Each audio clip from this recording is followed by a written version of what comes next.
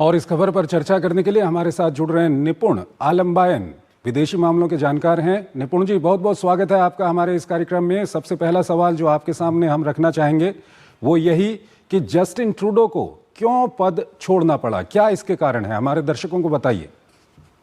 देखिए, जैसे चंद्रशेखर जी अभी आपकी ही ओपनिंग बाइट में कहा गया, जैसे रिपोर्ट में कहा गया कि वो घरेलू राजनीति हो या फॉरेन पॉलिसी हो, दोनों में उनका एक बड़ा फेलियर था। और देखिए, आप देखें, जब से उन्होंने भारत के खिलाफ आग बोलना शुरू किया, हम देखिए खालिस्तान का मूवमेंट को लेकर जो बातें करनी शुरू की, उसका विरोध उनकी पार्टी के अंदर ही होना शुरू हो गया था। और मैं तो देखता हूं कि जब उस समय भी सर्वे हुआ तो सर्वे में केवल आपका जो अपोजिशन है वो तो विरोध कर ही रहा था, इवन पार्टी के अंदर के लोग भी उनको काफी ज्यादा ग्राफ लगातार गिर रहा था, लेकिन ये जिद पर अड़े हुए थे कि हमको करना है करना है करना है। और फिर आप देखिए कि जैसे अमेरिका का चुनाव होता है और अमेरिका के चुनाव में डोनाल्ड ट्रंप का बार बार ये कहना कि Justin Trudeau is a governor से संबोधित कर रहे थे कि मैंने आज डिनर किया और बड़ा अच्छा लगा जस्टिन ट्रूडो के साथ गवर्नर कहना। सोचिए, 50 स्टेट का एक स्टेट है यानी यूनाइटेड स्टेट अमेरिका, वो कह रहे हैं कि आप 51 हमारा स्टेट बन जाइए। ये बात हम लोग शुरुआत में मजाक में ले रहे थे कि डोनाल्ड ट्रंप क्या मजाक कर रहे हैं, कोई उपहास कर रहे हैं, क्योंकि आदत कहीं भी जाती है कि डोनाल्ड ट्रंप कई बार ऐसा बोल देते हैं हल्का, लेकिन ऐसा नहीं था, बहुत सीरियसली उस बात को बोल रहे थे। उसके बाद उन्होंने कहा कि मेरे पावर में आते ही मैं टैरिफ बढ़ा दूंगा। ठीक है, कनाडा की हम बात करें, अमेरिका की बात करें, तो दोनों के बीच में जो ट्रेड होता है उसमें अमेरिका को अच्छा खासा नुकसान होता है। और अमेरिका ने कहा, डोनाल्ड ट्रंप ने कहा कि मैं उस पर टैरिफ लगाऊंगा, 25% तक टैरिफ की बात कही। जैसे 25 टैरिफ की बात होती है 25% की, तो इसका मतलब ये था कि कनाडा के लोगों को काफी ज्यादा क्या होगा, घाटा होता, लॉस होता। एक तो उसकी लेकर बहुत ज्यादा इंटरनल पहले से आप क्या चल रहे हैं, महंगाई में चल रहे हैं, ऊपर से टैरिफ आप पर और इम्पोज कर दिए जाएंगे। और एक इंटरेस्टिंग बात क्या थी, डोनाल्ड ट्रंप का अगर आप पिछला कार्यकाल देखें तो 2017 से लेकर 2020 तक कर रहा,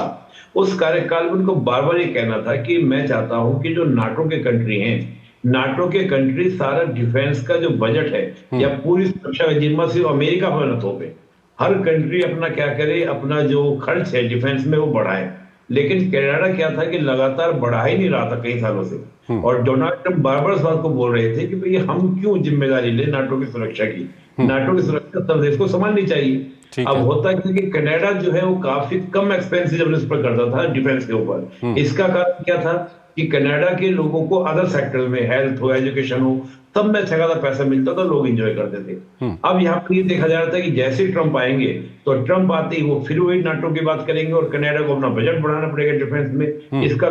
इम्पैक्ट क्या होगा, हेल्थ सेक्टर है, एजुकेशन सेक्टर है, अदर जितने सेक्टर्स हैं उनमें खर्चे कम हो जाएंगे, इससे पब्लिक के ऊपर क्या होगा, इम्पैक्ट पड़ेगा। सीधा टारगेट मुझे याद आ रहा है जो एलन मस्क ने भविष्यवाणी की थी कि मैं जैसे ही आऊंगा, मतलब डोनाल्ड ट्रंप जैसे ही पावर में आएंगे, हम जस्टिन ट्रूडो को, हालांकि एलन मस्क को संबोधित करना ठीक नहीं है, लेकिन ये एलन मस्क ने कहा था, तो हम तो सोच रहे थे कि शायद 20 जनवरी का इंतजार होगा, लेकिन उससे पहले ही। और आज आपने देखा होगा डोनाल्ड ट्रंप की जो स्पीच थी, बड़ी इमोशनल स्पीच देने का प्रयास कर रहे थे, कह रहे थे हम फाइटर, लेकिन उनके चेहरे से, देखिए अंतर्राष्ट्रीय संबंधों में हमेशा कहा जाता है कि केवल आपका वक्तव्य महत्वपूर्ण नहीं होता जो नेता बोल रहे हैं, उनके पोस्चर, उनकी जो बॉडी लैंग्वेज है वो सब भी मैटर करती हैं। तो लगातार एक भारी दबाव जो जस्टिन ट्रूडो झेल रहे थे उसकी परिणति आज आपको देखने को मिली। इस सब के बीच ये भी सवाल आता है निपुण जी, जो भारत के साथ इन्होंने संबंध खराब किए हैं, चाहे निज्जर की हत्या के बाद बयानबाजी रही हो या इनकी जो पार्टी को सपोर्ट करने वाली खालिस्तानी चरमपंथियों की जो पार्टी थी उसको खुश करने के लिए कई कदम उठाए गए। कनाडा के अंदर जो सिख हैं, हिंदू हैं, उन दोनों के बीच में दरार पैदा करने की कोशिश की गई। ये इनकी लोकप्रियता में वहां पर कितना बड़ा इससे झटका लगा है कनाडा के अंदर में?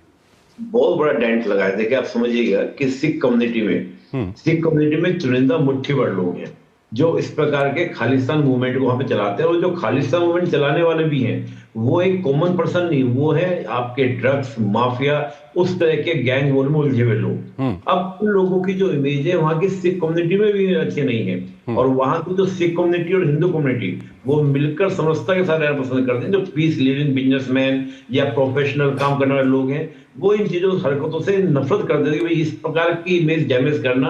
और इसका इमेज का इम्पैक्ट क्या हो रहा था कि पूरी सिख कम्युनिटी के ऊपर इमेज डैमेज हो रही थी। कुछ चुनिंदा कहते हैं कुछ चुनिंदा जो हरकत करने वाले लोग थे, जिनको हम लोग रेडिकल कह सकते हैं या चरमपंथी कह सकते हैं या खालिस्तान मूवमेंट के लोग सो कॉल्ड अपने आप को जो आजादी की बात करते हैं, उनकी वजह से पूरी सिख कम्युनिटी की इमेज डैमेज हो रही थी। लोगों को वहां पर जो एक मिलकर, देखिए होता क्या है कि जैसे इंडियन डायस्पोरा किसी देश में जाता है, वो होता क्या है, वहां पर माइनॉरिटी होता है, वहां पर आपके रहने वाले लोग मेजोरिटी में है, और वहां पर जो जो कम्युनिटी माइनॉरिटी में है वही आपस में एकजुट होने के बजाय बल्कि टकराव की स्थिति बने, तो उससे वहां के लोगों को काम करने में बहुत दिक्कत आती है, चाहे वो प्रोफेशनल वर्क कर रहे हो, बिजनेस कर रहे हो, जॉब कर रहे हो, तो इसका इम्पैक्ट आपको देखने को मिलेगा। और आप देखेंगे कनाडा के लोग इस बात को देख रहे थे कि पढ़ी लिखी जनसंख्या हर जगह लोग हैं,